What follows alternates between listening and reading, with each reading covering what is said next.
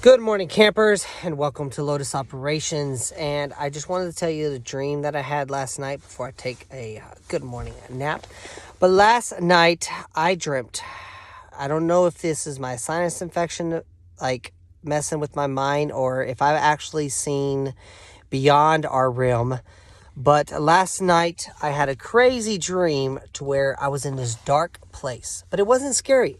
You could still see lights in the background, but they were like a really dim light, like almost like Alaska in the nighttime phase for the 6 months. But I dreamt that I was in that area and I was looking around and I could see these figures. I don't know if they're made of fog, if they're made of clouds or like what, but they were not human. They were not demonic in any way like people would think hell would be.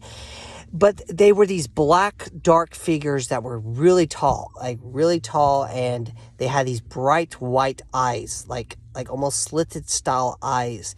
And you could see somewhat of a figure of horns, but they were shifting and changing as I was looking at them. And they were talking to me in a language that I was not able to understand, and they were trying to tell me something, but I couldn't understand what they were saying. And then the next thing I remember in my dream is I was getting dragged out of that area along a path, and I couldn't depict what the path was. But then I ended up into this area of like clouds to where it was like bright white. You can see the white and gray clouds. It's like I was up in the sky. And then there was these tall giant figures in front of me that looked more humanish, but they weren't. They weren't like human looking at all. They were more like elemental people from Magic, the Gathering style creatures. But they were looking at me and they clearly told me in English that it wasn't my time, that I needed to leave, and it wasn't my time basically. And then I woke up. So I don't know if like I was able to see beyond to what the outer realms are, if that is the afterlife of both sides.